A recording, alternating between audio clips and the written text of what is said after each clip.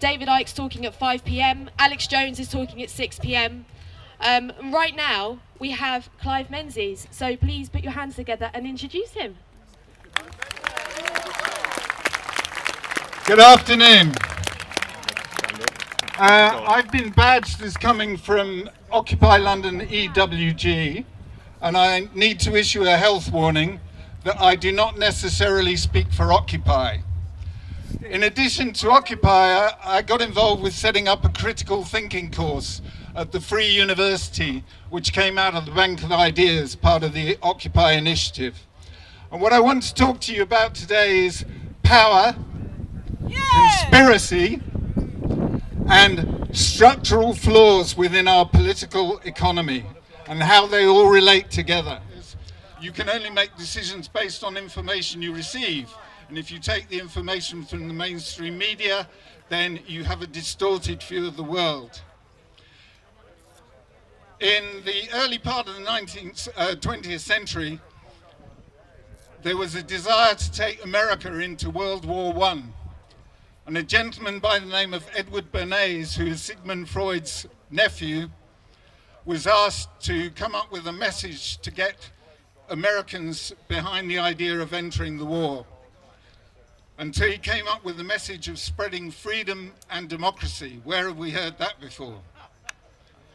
And I want to talk a bit about conspiracy. 9/11. There is only one fact you need to know about 9/11 to know that the official story was a conspiracy. World Trade Center Building 7 was not hit by an airplane. It came down by controlled demolition.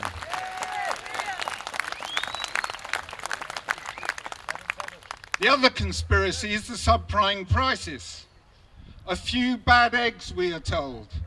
Rubbish, systemic corruption in our banking system. Another manifestation of that corruption is the LIBOR manipulation, which has been going on for 20 years. What we're talking about is not an overarching conspiracy, but a collusion of interests. And those interests come together at meetings like Bilderberg. They also come together at Davos, much more publicly, but there are a lot of secret meetings that go on in Davos as well. The other conspiracy is terrorism. In this country, you stand as much chance of being a victim of terrorism as you do by being killed by a wasp or bee sting. You are 6 times more likely to die in the bath. The other mainstream media narrative, which makes no sense, is we were fighting Al-Qaeda in Afghanistan, in Iraq, and for a while we were supposed to be fighting them in Libya, and then we armed them in Libya, and now we're arming them in Syria, and yet we're fighting them in Mali and across Africa and the rest of the world. A study was, and William Hague says we pour more weapons into Syria to make us safe and save the humanitarian crisis. How ridiculous is that? There was a study brought out by Amanda Ike, and it showed that a 1% increase in the refugee population gives rise to an 18% increase in terrorism. And we see the effects of that spreading across Africa. Many of the operatives and in Syria who came from the Libyan conflict and other conflicts. So let's talk about Bilderberg and the criminal bankers. Represented at Goldman Sachs. Goldman Sachs were responsible for a number of frauds, crimes, market manipulations. And if you read The Great American Bubble Machine, written by Matt Taibbi in Rolling Stone a few years ago, you'll get a very good flavour for Goldman Sachs.